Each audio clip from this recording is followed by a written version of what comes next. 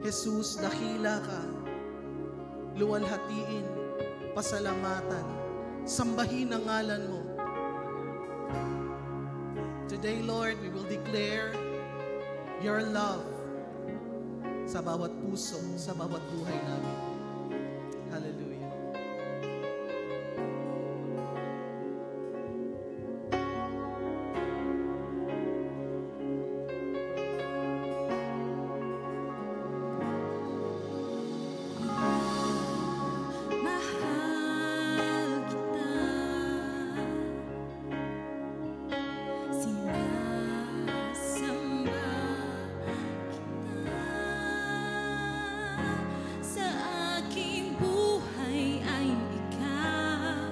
Nagbigay kahulugan, minamahal, sinasamba kita. Come on, sing this to the Lord. Minamahal kita,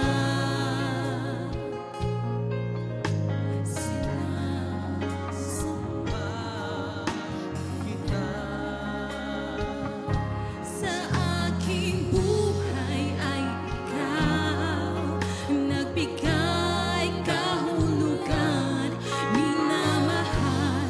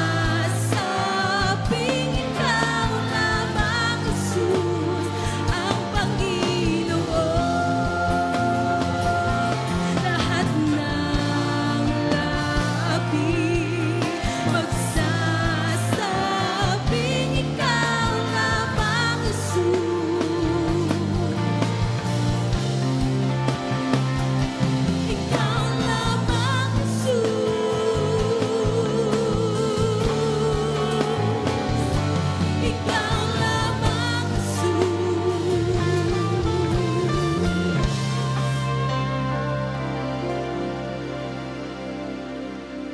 Ang Panginoon. Lahat ng labi magsasabi, pupurihin ka, luwalhatiin ka, every knee will bow, and every tongue should confess that you are the Lord of Lords, Jesus! We banner your name, Jesus! Woo! Hallelujah! Indeed, you are a miracle-working God. Woo! We bless you, Lord.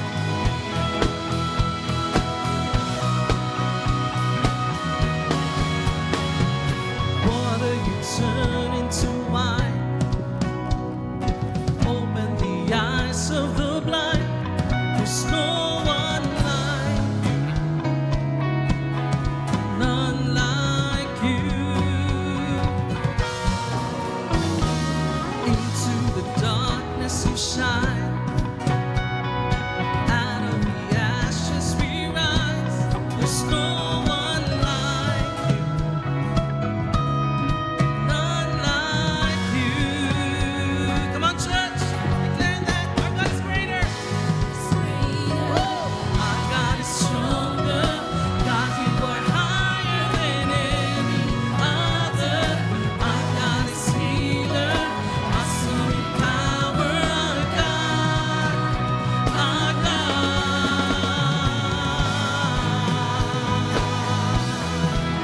You are God. We believe that and we declare that. Water you turn into wine. Open the eyes of the blind. There's no one like you. None like you. Into the darkness you shine. Out of the ashes we rise. There's no one like you. None like you.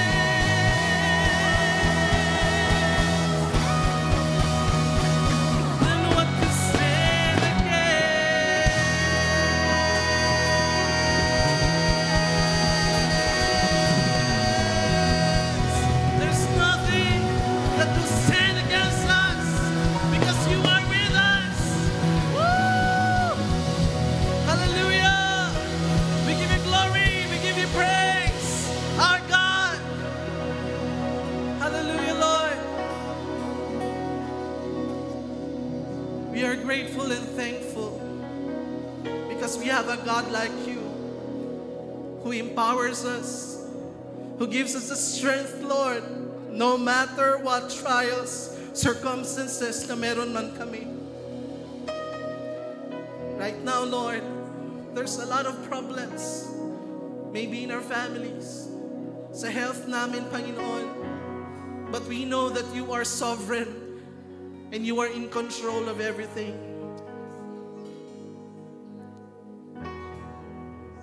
We will declare with our mouth, with our lips, Lord, with all of our hearts, oh God, that you are great. And as we declare this greatness in us, mangyari, Panginoon,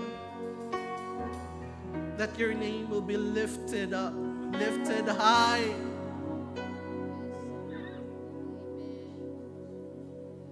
You are sovereign. You are great. You are great. How great is our God? Sing with me. How great. Come on, church.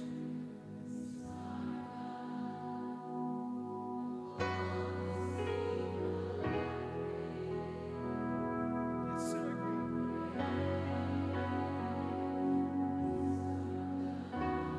Sing this to our great God. How great. How great. Woo. Is our God. Sing with me. How great is our God.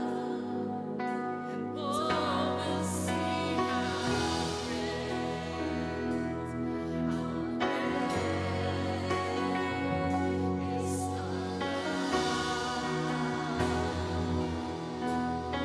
this is from our hearts. How great is our God? Sing with me. How great is our God? And all will see how great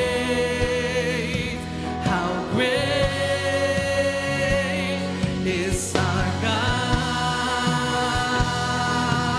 Yes, you are great. You are great. Woo. How great. Hallelujah. Oh, sing with me. How great is our God. And oh, we'll see how great is our God. You're the name above all names, Jesus. You're the name above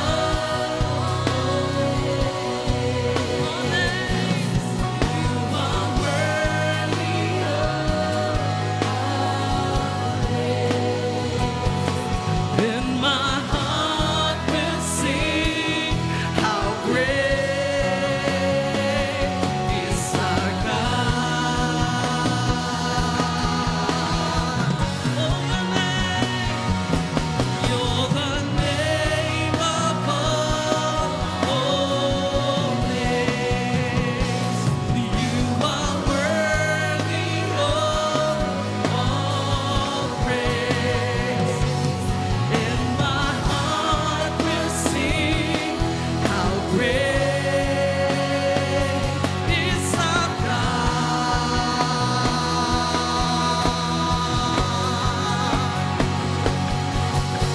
You alone are worthy of our praise forever. You alone are seated on the throne of heaven, glorified. Yes, we glorify. Yes, we glorify. We glorify your name, Jesus, Jesus, Jesus. There is none like you, Lord. Oh, you alone are worthy of our praise forever. You alone are seated on the throne.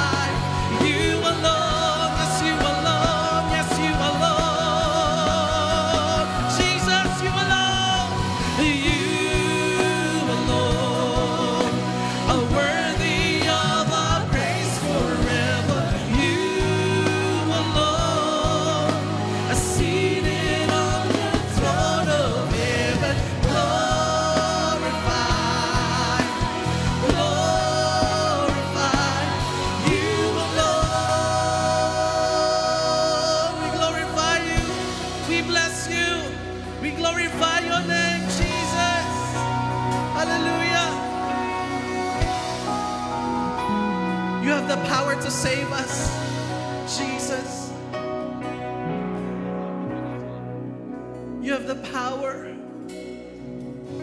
You have every power that we need, Lord. As we raise our hands before you, we declare that you are our King, and there is none like you, Lord. And we declare this: you are the King that saves us. You are the King that saves us. Come on, church. Powerful and full of love. Yes, yes, Lord.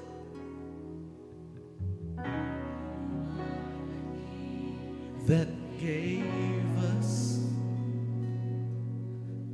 life with every drop of your blood.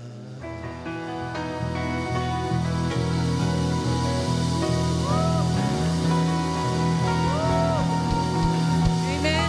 Let's give Jesus a praise. Hallelujah. Palakpakan natin ang Panginoon. Oh Lord, thank you for your presence, God. Thank you for your presence, God. You are the King of glory. You are Savior. You are Lord. You are our Redeemer. Lord, today we declare that you are God in our lives, Lord. No one else. Sa mo ang mga kinabuhi. No one else na makasatisfy sa mo ang kinabuhi. It's you alone, Jesus. Lord, we want to thank you, O God, for this wonderful day that you have given to us. Lord, today we declare that this is the day that you have made, and we will rejoice and be glad in it, Lord God. No matter unsa may nahitabo sa mo ang kinabuhi, Lord God, we choose to rejoice in your presence in Jesus' name. Hallelujah. Lord, salamat kaayo, Lord God, that you will speak to us today through your word, O God.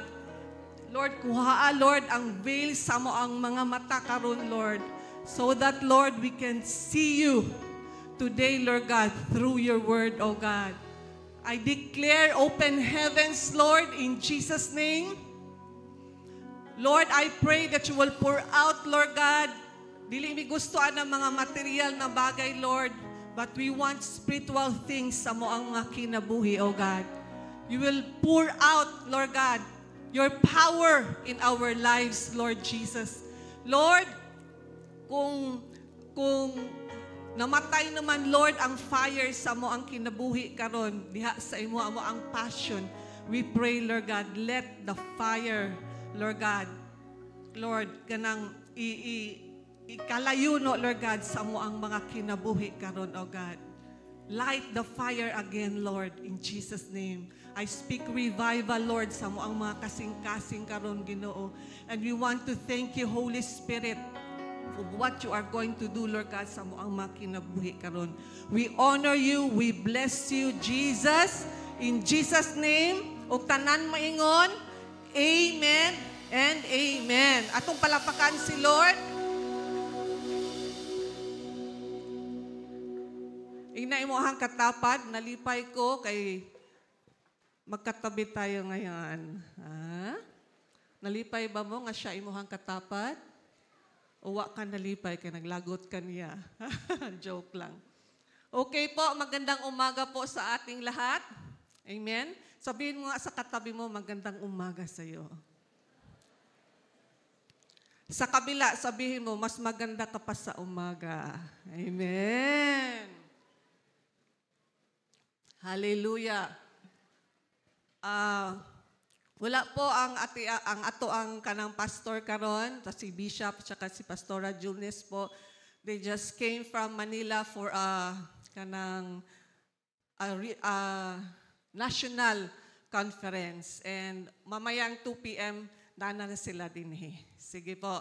And I would like also to welcome ang ato ang mga visitors. Unaman tayong mga visitors karon. Hallelujah. At the count of 3, palihog, ipataas ato ang mga kamot. 1, 2, 3. Amen. Welcome, welcome.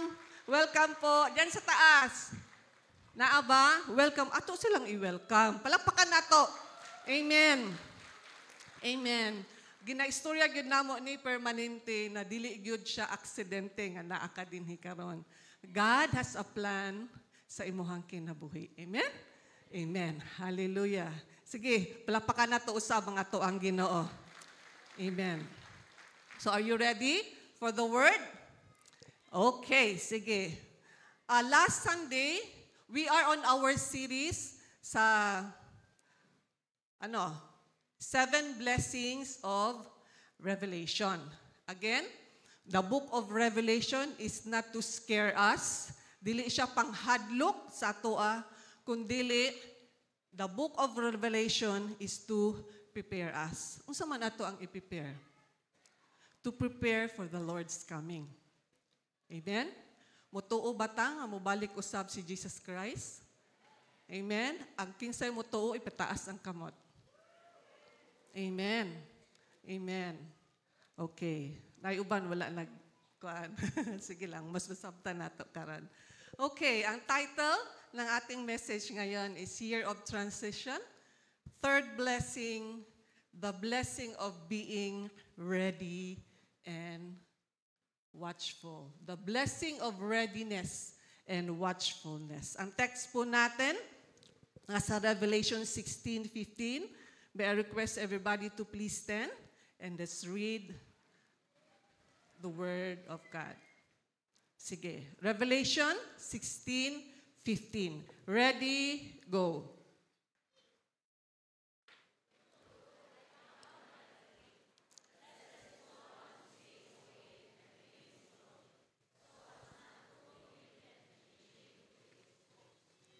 Amen. May cross everybody na maglingkod. May the Lord bless His word. Okay, sa ESV po ang sa akin. Sige, behold, I come like a thief. Blessed is the one who stays awake. Sabihin mo sa katabi mo, ay katulog. Ay katulog ha? Mabilin jud karon.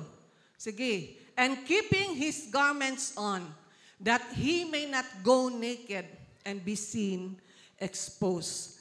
Ang background po ng Revelation 16 is time na po ito sa tribulation period.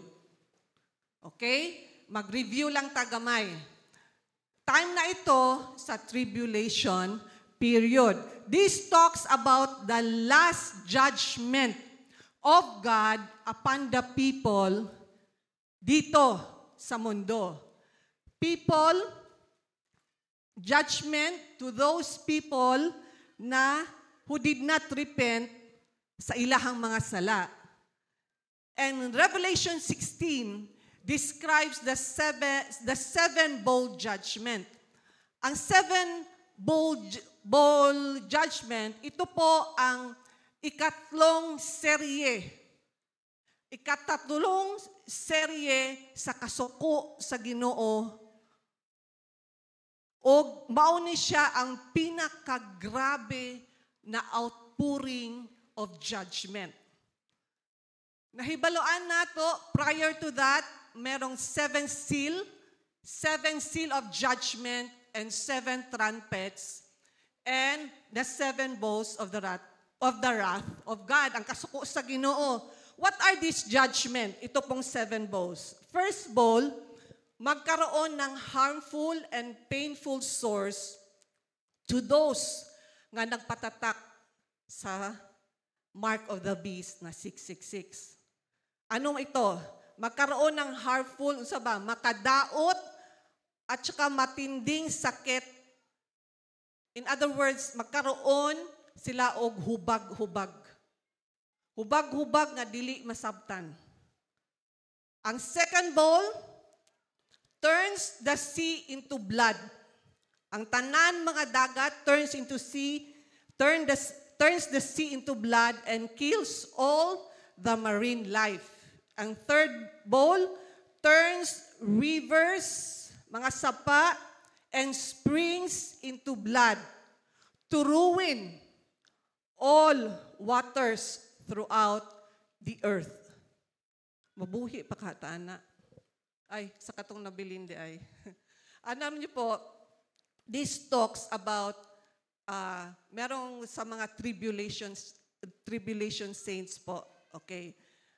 Malalaman natin yan mamaya. Ang fourth bowl scorches the wicked with fire. In other words, pinakamatinding init ng araw na masunog ang isang tao. Kisa na yung naka-experience din sa Jensen na hastang inita, Jod. Di ba? Grabe, Jod, kay init. Grabe, Jod, ato mga, mga sunblock, no? Pero di makayag sunblock igsuon. Masunog, Jod ka. Anak, Jod. Fifth bowl, plunges the kingdom of the beast into darkness. Magkaroon ng complete darkness throughout the earth. Pero, mauni siya sa verse 10. Kung basahon na to, wala siya din ha. Pero basahon na ko siya sa Bisaya. Above all, kini nga mga hitabo, og giyabo sa ikalimang anghel ang iyang panaksan ngadto sa trono na mananap og mingit-ngit ang gingharian niini. Nagpamaak ang mga tao sa ilang dila.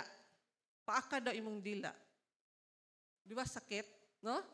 Nagpamaak ang mga tao sa ilang dila tungod sa kasakit nga ilang giantos. Pero unsa man ang ilang gibuhat. Instead of nagrepent sila sa kanilang mga kasalanan, verse 11, unsa ang ilang gibuhat, gitunglo nila ang Dios sa langit tungod sa giantos nilang kasakit ug sa mga kabahong. Unsa ning kabahong? Kaning mga hubag-hubag. Apan, wala nila biyai ang daotan nilang mga buhat. Maog gihapon ang ilang ginabuhat. Wa sila nagrepent. Sixth bowl. River Euphrates dries up to prepare the way of the kings of the east. Okay. Sino itong the kings of the east? Ito po ang the nation of India and China. Kung kuan kaayo ka sa mga, ang nahitabo karon sa Israel nga nag-war, I don't know kung maundang pa ni siya. Nagapadayon ni siya. Last month, maybe last month to siya, no? India and China, nagkaroon sila og kanang treaty. Nagkaiusa sila. Mauni sila ang kings of the east. India, China, ang pinaka-main, and Russia and other Arab countries. Magkahiusa ni sila mga igsuon. O mag-form ni sila og army. Balabo mo, pila ka army? Ha? Pila bala mo? Revelation 9:16. Nisulti dito, the number of the mounted troops was 200 million. I heard their number, sabi ni John. Itong mga kings of the east, muagi ni siya sa River Euphrates para girahon ang Israel. Oo. Anak lang, no, di ni panghadlok, pero tinuod ni. It will really mag-dry up jud ni siya. Karon, ang Turkey, nag-build sila og dam. And Syria, ang sabi ng Syria ngayon, naghinay-hinay na og kahubas ang tubig because of climate change. And nagsulti sila by 2040, the River Euphrates will dry up. Okay, verse 14. Then, demons assembly, nangadto sa mga hari, sa mga rulers sa kalibutan, they gathered together to fight against God sa Armageddon. Saan itong Armageddon? Part sa Israel, sa Valley of Megiddo. Kaya, because of this, nang sinabi ni Jesus, sa verse natin, sabi niya, behold, sinabi ito ni Jesus sa mga tribulation saints po. Okay? Sabi niya, behold, I come like a thief. Itong verse na ito, ginagamit din ito sa post-tribulation na mga post-tribulation, kanang mga kung post-tribulation na maabot daw si Jesus. Okay? And ginagamit din ito sa pre-tribulation nga naay nabilin sa rapture sa great maka-experience sila sa great tribulation. But no matter kung asa man, again, giulit nako, it's either pre-trib, mid-trib, post-trib. Ang pinaka-point natin, maabot si Jesus. Amen? Amen? Ang question dito, are you ready? Anak siya. Amen. Okay, when we say being ready or watchful, ano po ba ang dapat nating gawin? Number 1, being alert. Number 2, being attentive. And number 3, keep on abiding. Number 1, being alert. Sabihin natin, alert. Alert. Okay. Sabi, behold, look, pamati, I come like a thief.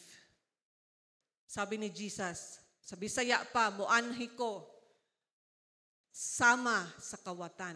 Si Jesus, gumamit siya ng figure of speech, comparing that His coming is like a thief. Ito din, makikita din natin itong verse na ito sa 1 Thessalonians 5:2. You surely know that the Lord's return will be as a thief coming at night. 2 Peter 3:10. The day of the Lord's return will surprise us like a thief. And Revelation 3:3, sinabi ito ni Jesus sa Sardis. Can we read it? Ready, go.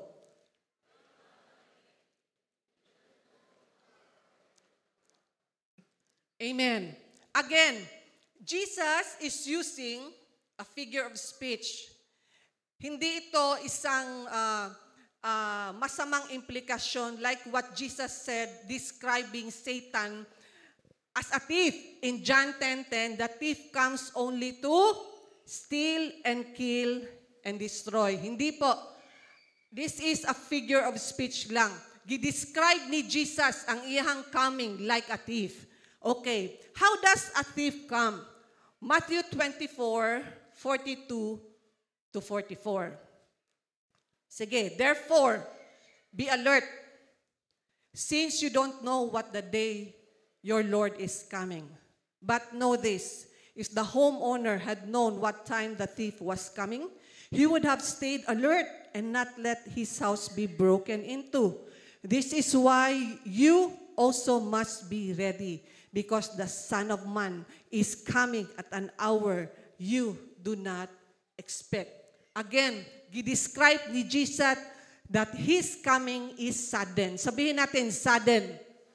Sudden. Usam ning sudden, pinakalit, pinakurat, unexpected, wala ka kabalo nga moabot siya. For example, naa kay surprise visit sa imuhang visitor. Di ba ma-surprise ka? Amen? Ay, anong ni wala man ka ni sulti. Nga mo anhi unta ka. Kalimpi unta ko sa kong balay. Wala ka nang limpyo sa imong balay, no? Or, tanawa, wa hinuuntay pagkaon karon. Sige lang, adto lang tag Jerry's Grill. Anak, no? Kasi naka-experience, anak. Di ba? Nabay kawatan na musulti na mangawat ko, ha? Di ba wala? Amen? Experience na ko ba? Noon, sa Davao. Sakay ko sa jeep. At bang lang, di ba, ang jeep. Pag naong sa lalaki, anak ditong tupad. Nako, anak siya sa yung bag. Hala, nawala ang cellphone. At bang lang yun di ba, good be kabalo nga, gikawatan na da siya. How do you kawatan, no? Di ba? Di ba? Ingon ana ang pag-abot sa Ginoo. Wa ka kabalo nga naabot na day siya. This was also described by Paul in 1 Thessalonians 5. 1 to 4. Now, brothers and sisters, about times and dates we do not need to write to you. For you know very well that the day of the Lord will come like a thief in the night. While people are saying peace and safety. Unsa maning peace and safety, mao ni ang while people are saying peace and safety, mao ni ang slogan sa mga wicked as described sa Matthew 24:38. People were eating, drinking, marrying, and giving in marriage. Happy-happy lang. Oh. Happy-happy lang. Mao na siya. But being happy-happy lang is not our goal. Walay lain anak, but this is not our goal. Our goal is to do the will of the Father. Amen? Destruction will come on them suddenly as labor pains on a pregnant woman, and they will not escape. But you, brothers and sisters, are not in darkness. Sabihin mo sa katabi mo, you are not in darkness. So that this day should surprise you like a thief. Ang pag-abot ni Jesus is unexpected. Like a pregnant woman. Alam niya na manganganak siya, pero di niya alam kung kailan siya manganak. Amen? Ang emphasis ni Jesus dito sa be alert is suddenness of Jesus coming. The analogy of His coming as a thief is for the purpose of causing us to be watchful. Para po magiging alert po tayo palagi. Amen po ba? In 1 Thessalonians 5:4-6, but you aren't in the dark about these things, dear brothers and sisters, and you won't be surprised when the day of the Lord comes like a thief. Kaya nga naman, for you are all children of the light and of the day. We don't belong to darkness and night.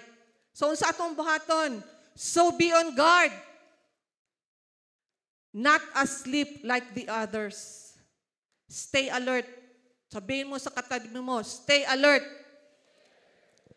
Inay mong kagalingon, stay alert. And be clear-headed. Ano po bang itong clear-headed, sober, self-controlled, and serious? Amen? Serious po ba tayo sa pag-serve natin kay Lord? Ang ibig sabihin po, ang pag-prepare nato sa ato ang sarili every day is just like Jesus is coming today. Ganun po, live every day as if Jesus is coming today. Anak yun siya. Amen? Yeah, sabi ni Jesus, blessed is he who stays awake, or blessed is he who watches. Point number 2, being attentive. Ano itong being attentive? Balik-balik mo na siya. Alert, awake, wide awake. Kanang mata gyud kaayo siya. Tanaw yung katapad, kung mata ba gyud kaayo na. Mata kayo na? Oh. Naiuban mata kaayo, pero ang huna-huna na dito sa gawas. Oh, di na siya wide awake. Di ba? Watchful. Okay, si Jesus, pabalik-balik niya, siya nag-remind sa atin to be watchful and being ready. I will give you 4 verses. And with these verses, we see many things that would cause the Christians to miss the rapture of the church. Number 1, gibasa nato ni kaganiha. In Matthew 24, verse 42 to 51. Okay. Basahin ko na lang sa 44. So you also must be ready because the Son of Man will come at an hour when you do not expect. Who then? Kung ikaw ay faithful and wise servant, whom the master has put in charge of the servant in his household to give them their food at the proper time. Kung wais ka nga servant, kung faithful ka nga servant, ano po ba ang gawin mo? Di ba you make everything ready? Dapat nakakauna ang mga iring. Dili tao ha. Dapat nakakauna tanan. Dapat in order na tanan. If you are a faithful and a wise servant. Amen po ba? Amen. Verse 48. But suppose that servant is a wicked servant. Dautan siya. Wala siya, kini nga servant, murag wala lang sa iyaha, nga naa siya'y obligasyon, naa siya'y responsibility. Unsa iyang gibuhat, begins to beat his fellow servant and began to eat and drink with the drunkards. Kaon sila, kumbaga, nag-inom silang duha ba? Sa mga drunkards, okay ra. Okay ra. Kay, wala pa man tong amo na to. Oh, sige lang. Okay. No? Pero, what if?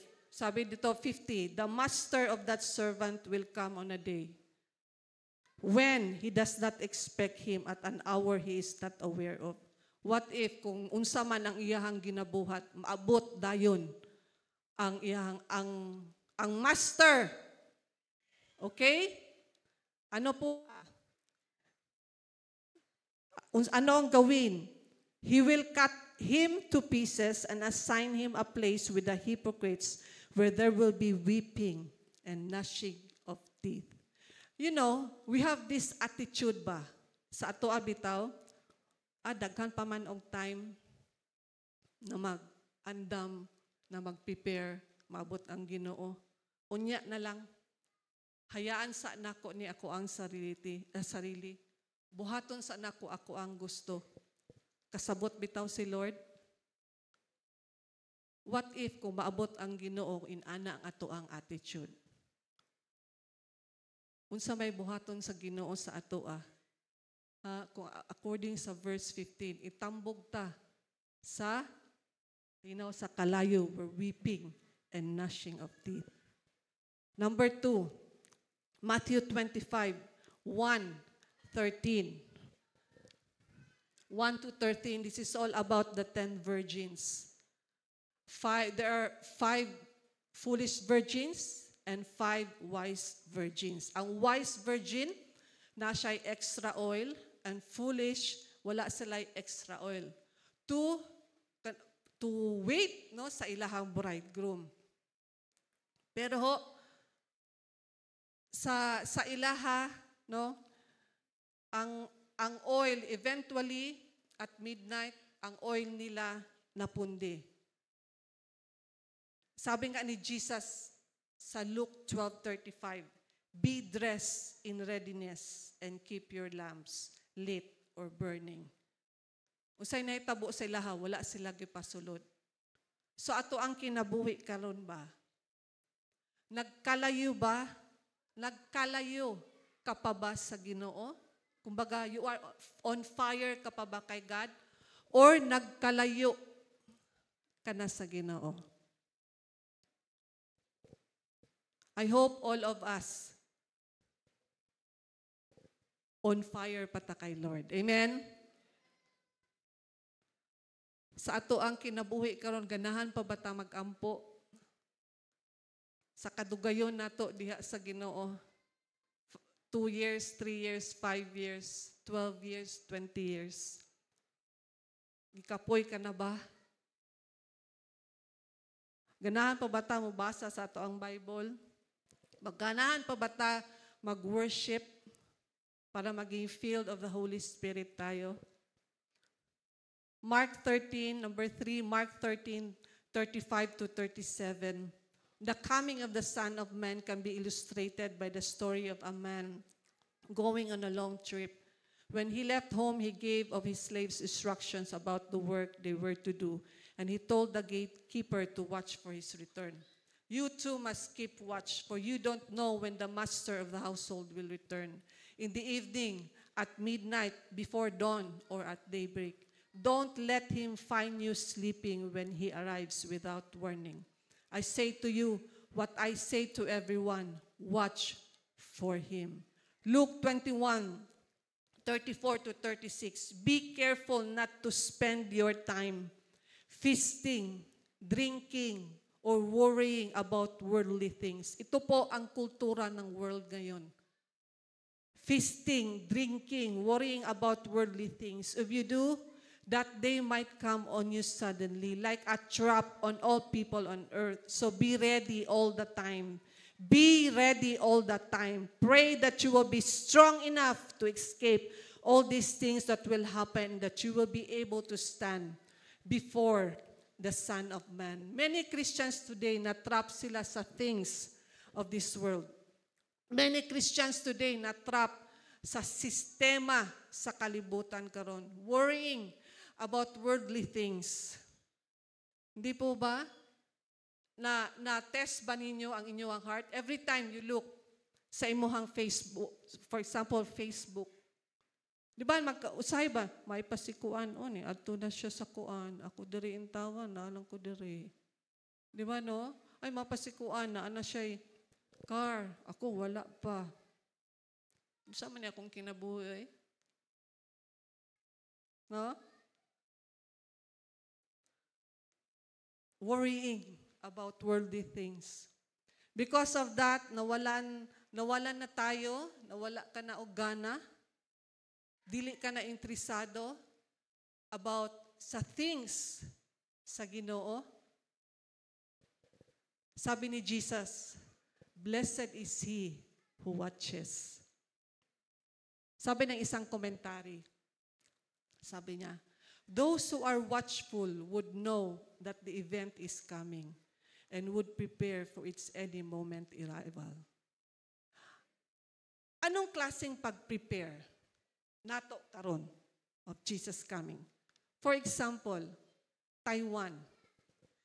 Ang Taiwan, girahon na sila sa China anytime.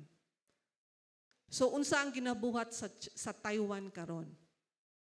Tanan mga lalaki, nag-undergo og training, and naana sila yung mga hideout kung asa magtago ang mga babae o ilahang mga anak. Because they knew anytime that China will attack them. Ganyan tayo.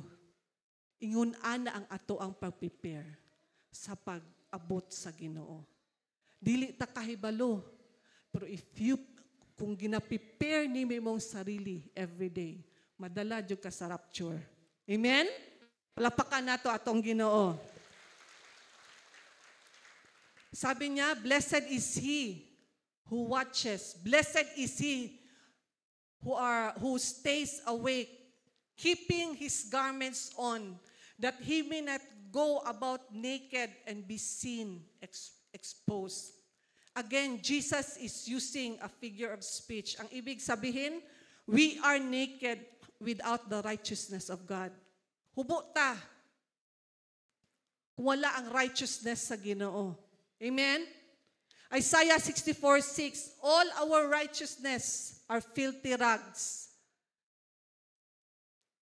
Ang ato ang pagkamaayo, ang ato ang pagkabuutan, sama sa trapo lang na sa sight sa Ginoo. Ang makatabon lang yun sa ato ang nakedness. We are naked because of sin, no?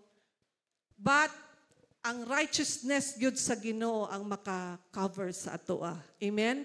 It's only with His righteousness nagiging righteous tayo. 2 Corinthians 5:21, God made Him who had no sin to be sin for us, so that in Him we might become the righteousness of God. So sa atong bahaton, kaya 61, Isaiah 61:10, I will find joy in the Lord, I will delight in my God. He has dressed me in the clothes of salvation. He has wrapped me in the robe of righteousness, like a bridegroom with a priest's turban, like a bride with her jewels. Anong gusto anong sabi nito? Ato adjud siyang ayaw hubuang ang pagka-righteousness sa Ginoo. Amen? Yeah? This is Paul's desire.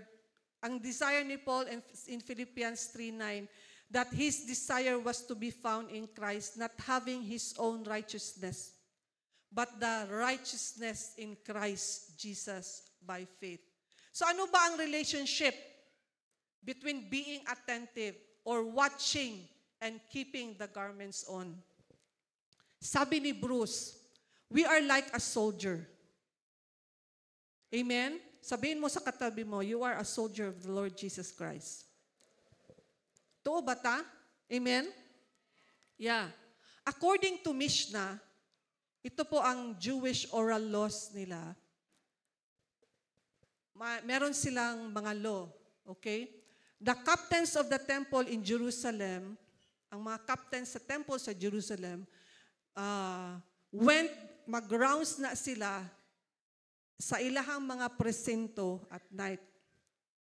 And if a member of the police was caught sleeping, kung natulog siya sa iyahang post, ang iyahang sanina, hubuan siya, and then, i-burn, sunugon ang iyahang sanina. In other words, sa ato akaron, this is the duty of vigilance. Sabihin natin, duty of vigilance. We are to be awake to duty. Amen? Naabay, there was one time sa isa ka news, ang isa ka general sa police ni ato sa isa ka presinto, and nakita niya ang iyang mga police nangatulog. So anong ginawa ng general? Suspended kasi nangatulog. Di nga yung katapat. Wala na siya natulog. Awake na siya. Amen! Amen! Palapakan natin si Lord. In anak taigsoon ba? We are always ready. Ug dili jud ta mga tulog sa ato ang post. Amen! And dili nato huboon ang garments of righteousness. In other words, we are to live a righteous life every day. We are always to kanang cloth ang righteousness sa Ginoo, ang robes of salvation, para anytime po, as a soldier of the Lord Jesus Christ, kung maabot man si Jesus, maapil yun ta. Amen! Amen! Palapakan na to ang Ginoo. Apit na ta mahuman. What to do to keep us alert and attentive or awake? Ano ang sekreto? Ano ang sekreto? Sabihin natin, keep abiding. Amen. John 15:4-5. Sabi doon, abide in me and I in you, as the branch cannot bear fruit by itself unless it abides in the vine. Neither can you unless you abide in me. Next. I am the vine, you are the branches. Whoever abides in me and I in him, he it is that bears much fruit. For apart from me, you can do nothing. Sa NCV, mas masabtan na mo.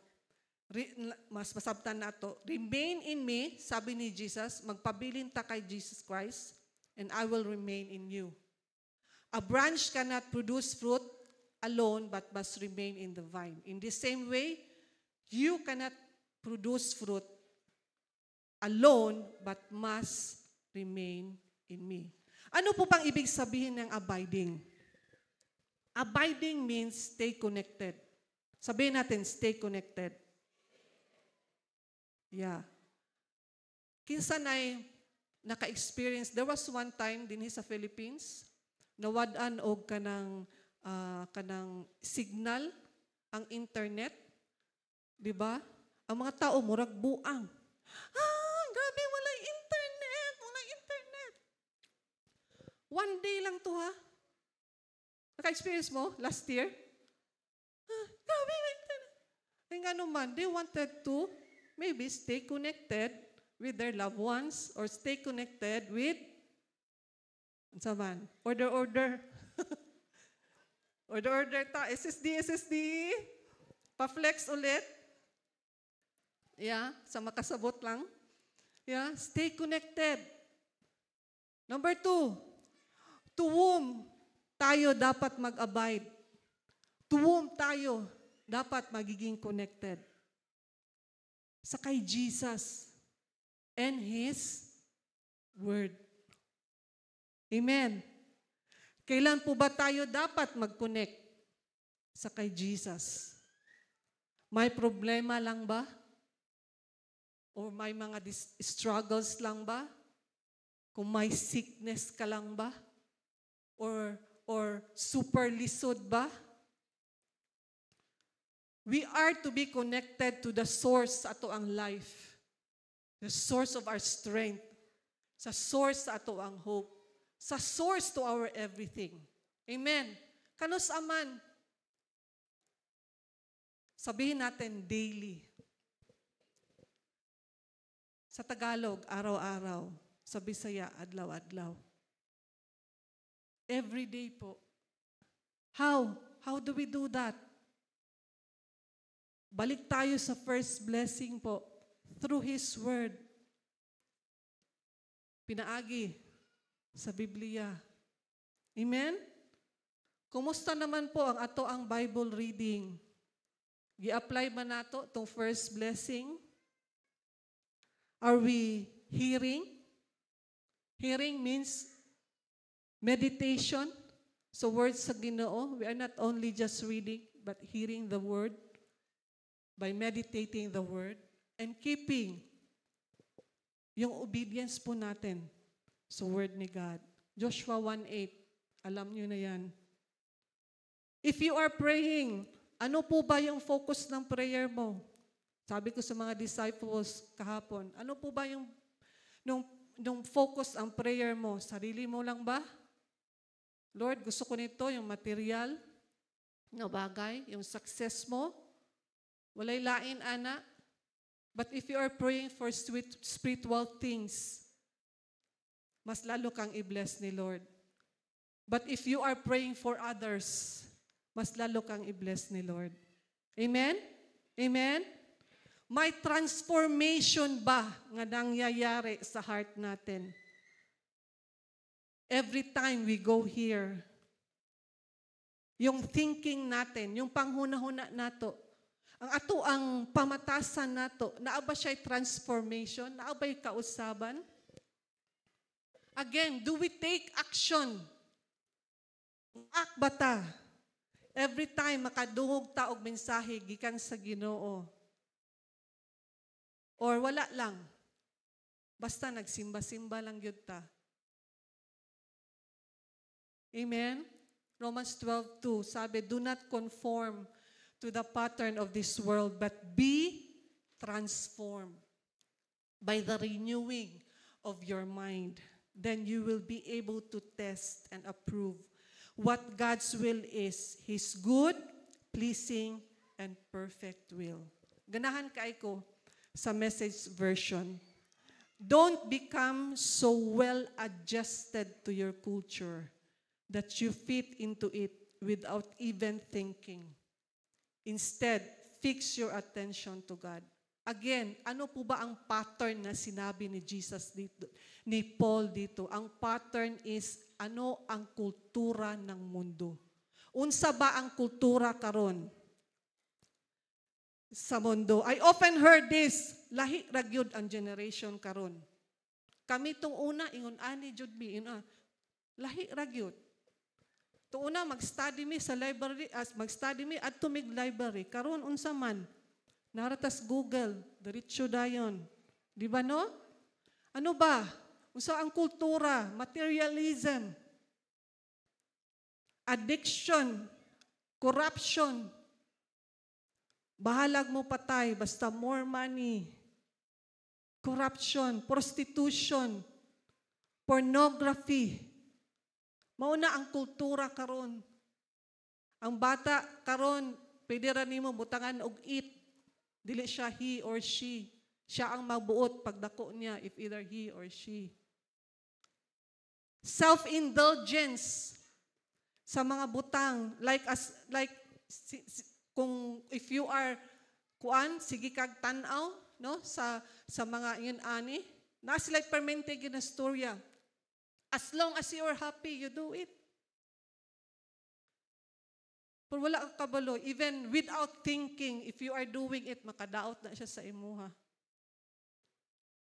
That's the pattern sa world karon. Amen?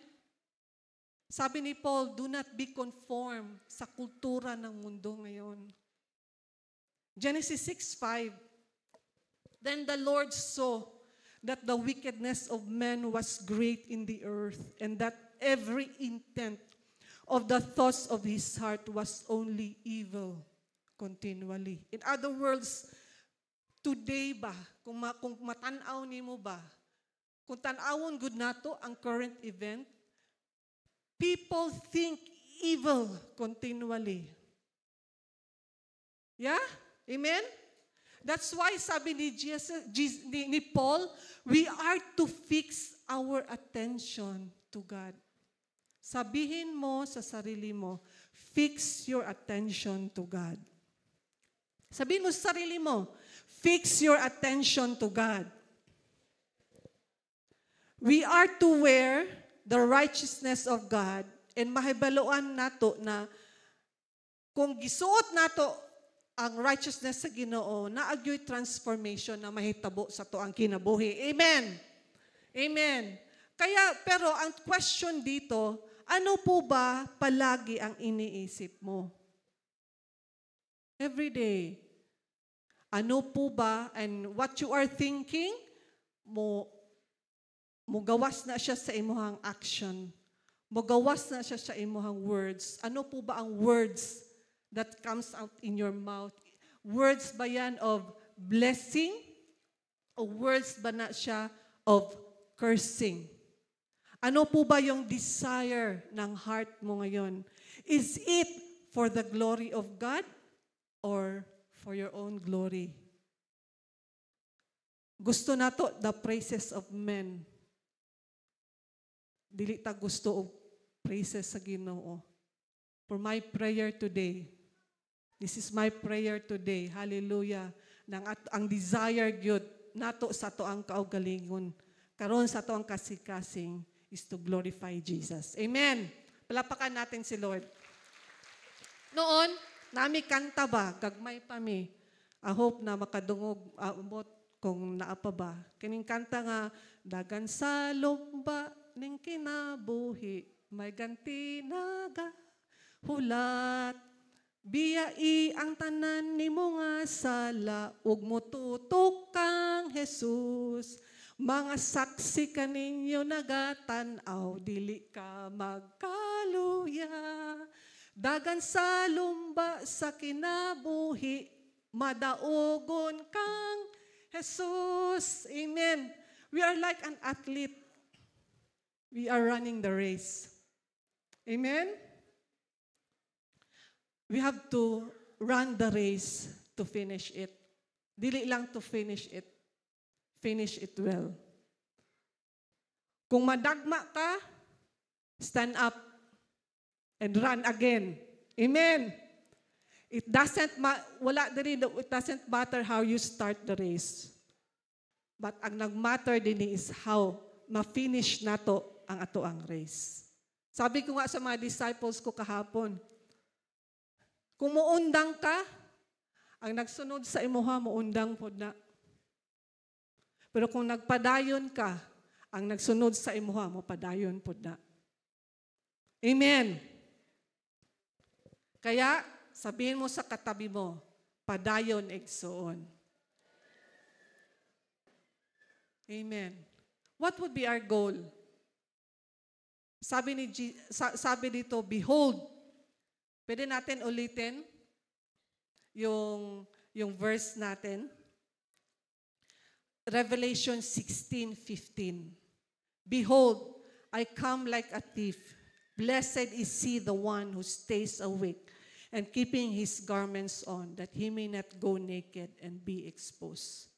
What would be our goal, mga kapatid? As a soldier of the Lord Jesus Christ, as an athlete, as mga anak sa Ginoo, what would be our goal? Matthew 25:21. Naingnan ta sa Ginoo ba? Mag-face ta sa iya ha. Ingnon ta sa Ginoo. Well done, my good and faithful servant. Enter into the joy of your master. No, kalami. Amen? Mao na ato ang madungog. Og Lord, dili lang ako, Lord, ang naadinhi. Naapod akong mama, na akong papa, na ako ang friend. Amen? Mao na siya ato ang goal. We will not be stay awake kung kita ginahuna-huna lang po nato ato ang sarili. Let's think of others that they too will accept Jesus as their personal Lord and Savior, that they too will experience the love of God. Amen? Be alert, be attentive, keep abiding in Jesus and His Word. Palakpakan natin si Lord. Sa mga first-timer po namin, atong palakpakan ato ang mga first-timer. Happy kaayo mi nga naa mo dinhi karon. Woo! Hallelujah! The only way to be ready is to put your life in Jesus. Jesus is not a religion, but He is God. Namatay siya sa cross para magkaroon tayo ng forgiveness of sin. Religion cannot save us. Religion cannot save you. Unsa ba imong religion? Roman Catholic, INC, or Jehovah's Witness, or even CCFI cannot save you, cannot save us. Jesus alone can save us. Amen? Asa man tayo i-save ta niya for eternal damnation. John 14:6, I am the way, the truth, and the life. No one comes to the Father except through me. Si Jesus lang yun ang ato ang way to the Father. Si Jesus lang yun. If we accept Jesus sa ato ang kasing as our personal Lord and Savior, magkaroon ta og relationship diha sa Ginoo. Nganong nahimulag man ta, nganong naghimulag man ta diha sa Ginoo because of sin. And today, I encourage you to accept Jesus sa imuhang heart. Amen? Pwede ba nako hanyoon ang mga visitors to stand up? Amen? Palapakan natin po sila. Palapakan. Amen? Amen? Kanang kusog pa, ana.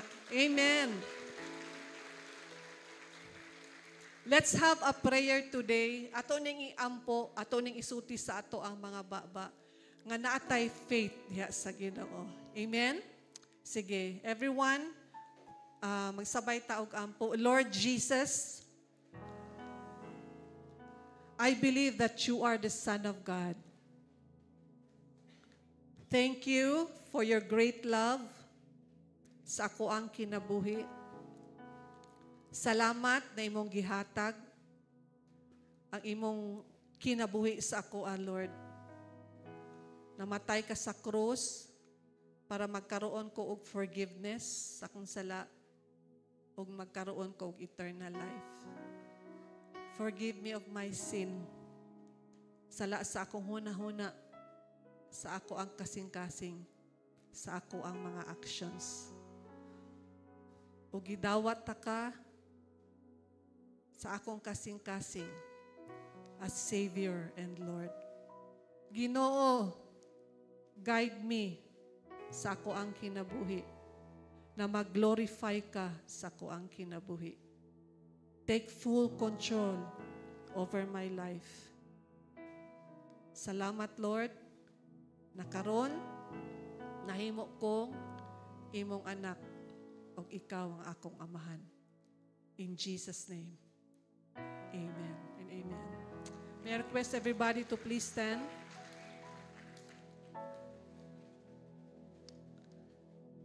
Amen. Think of unsa ba ang imuhang. Are you wearing the righteousness of God? Or you are trying to kanang hubuon nimo ang righteousness sa Ginoo? So ako ang prayer karon that every day sa tuang life we are wearing the robe of righteousness. Living a life that God wants us to live. Living a life of purpose. Living a life na ma-please ang Ginoo, malipay ang Ginoo. Lord, we lift our hands today, O God. Again, we offer our lives to you as a living sacrifice, holy and acceptable to you, Jesus. Thank you for your word today. Gusto gyud namo, Lord, na sa imuhang pagbalik, O God, maapil gyud mi Ginoo sa rapture. Dili mi gusto mabilin, O God. And help us, Holy Spirit, how to live our lives every day, Lord God. Na kung unsa man amo ang nabasa, Lord God, sa imuhang word, O Lord, amo kaning i-apply sa mo ang mga kinabuhi. Or maybe, Lord, some of us here, nawala, Lord, ay lang passion diha kanimo. Today, Lord, I declare revival sa ilahang mga kinabuhi. I declare revival, Lord God. I declare revival, Lord God. Light the fire again, Lord, sa mga kinabuhi in Jesus' name. That our hearts, oh God, desires only you, Jesus. Kay ikaw lang mang good, Lord, ang makasatisfy sa ang kinabuhi. Yes, na mga problems sa ang life maabot, lisod kaayo, but we know that you said in your word, we are more than conquerors in Christ Jesus. Pagidaog naman nimo na, Lord. Today, oh God, pray for your people, Lord. I speak life to their life, Lord God, in Jesus' name. Kung unsa man, Lord, ang namatay sa part sa ilahang kinabuhi, Lord God, I speak life. Your life, oh God, sa ilahang kinabuhi, Lord, in Jesus' name. In Jesus' name. Thank you, Holy Spirit, for your word today. Holy Spirit, we pray for your anointing that will flow, oh God, sa amo ang mga kasing-kasing karon in Jesus' name. From head to toe, all glory, all honor, power belongs to you, oh God. We love you, Jesus, in Jesus' name. And everybody will say, Amen and Amen. Palakpakan nato ato ang Ginoo. Hallelujah.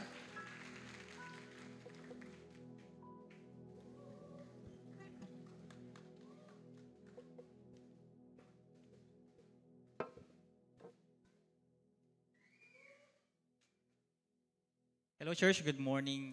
By the way, ako day si Mac Gerald, one of the leaders of this church, and under ko kay Pastor Yomar Villarreal. So right now, I'll be the one na gi-assign na mag-challenge ato ang offering.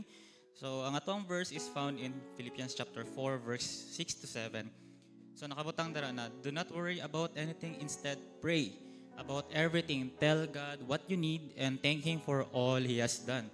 And then you will experience God's peace, which exceeds anything we can understand. Which His peace will guard your hearts and minds as you live in Christ Jesus.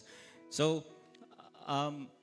right now, I'm just gonna testify na even though na wala pagig kayo ingana nga dako nga breakthrough sa ko ang kinabuhi, because recently lang di ay I tried to enter into a business, tapos medyo nag-fail siya ba kay daghan pa rin kailangan matun-an sa business, no, like a brief background na sa kuang ginabuhat karon kay I'm a video editor, so specifically sa mga YouTubers na yung mga YouTube channel na gina-maintain ingana. So I tried to expand na magkaroon po dog team, but unfortunately so wala pa or nag-fail. But right now I was reminded na by the Lord na malayo ka pa pero malayo ka na. So, ingnay mong katapad, malayo ka pa pero malayo ka na. No, so it's easy to lose sight of what God has done sa ato ang kinabuhi or especially sa kuha because we worry or we focus too much on the things na wala pa sa tuwa or wala pa nato na achieve. And God just reminded me na do not worry about everything, but instead give thanks for all He has done. No, so God reminded me na to give thanks na I was able to enter into that business and right now as a breadwinner, God still use me na to become a channel of blessings sa ko ang family, sa ko ang manghod na kung ginapaskwela pod karon, yan na God sa college. God reminded me everything na kanang even though na wala pa tong ginapag-pray nimo, but give thanks for all He has done so that the peace of God will guard your hearts until the day of Christ Jesus' return. So ingana po na siya sa tua na God, I hope that we also be reminded na dili lang tanga ka ng after ng blessing ba, but right now as we give, let this be the declaration of our hearts na kanang nagyapon tay, Lord, I'm still grateful sa imuhang ginabuhat sa akong kinabuhi even though wala pa naabot ako ginapag-pray. I'm still grateful, Lord, and I will trust you that you will provide, you will sustain my needs. Kung asa man ta nga season or kung asa man mo mga kanya-kanya nga season nga namo karon sa inyong kinabuhi. So, kato lang, and again, ingnay mong katapad, malayo ka pa, pero malayo ka na. No, so na kay naabtan, but unfortunately lang yun sometime we easily lose sight of those things, on those breakthroughs or blessing because sometimes we focus on those things na wala pa sa tuwa. So right now, let's raise our tithe envelopes, and right now let us pray.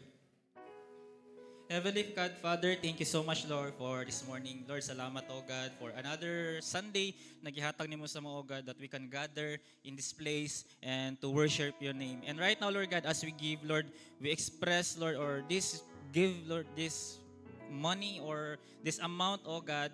Lord, this is our declaration, O God, and kanang amo ang worship dira sa imo, Lord God, to give thanks for all that you have done against amo ang kinabuhi. And we also believe that through giving, O God, we trust you na sa season sa mong kinabuhi nga nami karon, O God, or we're in right now, you will provide, you will sustain, you will guide us all throughout sa mong season until the day, Lord, na you will give us, Lord, the breakthrough or the prayers na mong ginapangayo. Lord, salamat, O God, and may you bless each hearts nga nadiri karon as they give. And I know and I believe nga nakita nimo ang desire sa matagosa. Lord, we thank you, we love you, Lord Jesus. We bring back all the glory and honor to you in Jesus' name. Amen. So let us give. Yeah, good morning, everyone, especially to our new friends. Welcome here at Christian Church Fellowship International. And here are our announcements. We have 3 Sunday service scheduled at 10 a.m., 2 p.m., and 5:30 p.m. Visit us, like us, and follow us on our social media accounts where we post our videos.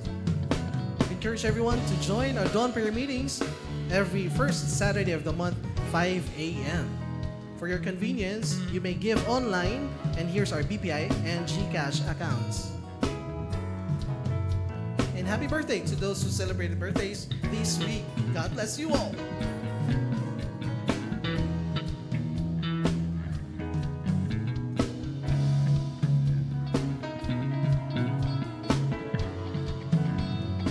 Ang lahat ng mga alert, mga ready na mga anak ni Lord will stand.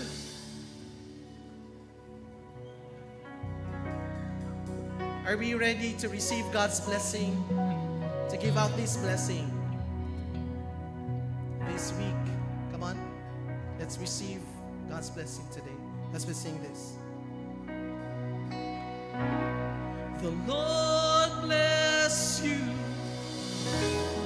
and keep you. Make His face shine upon you and be gracious to you.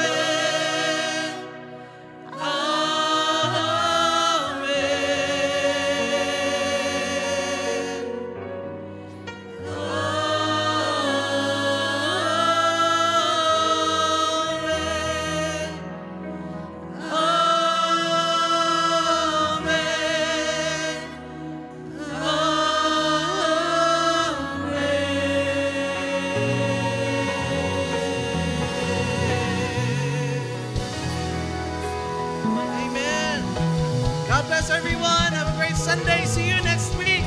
And of course, let's not forget our Life Connect. November 15 po. Invite your friends.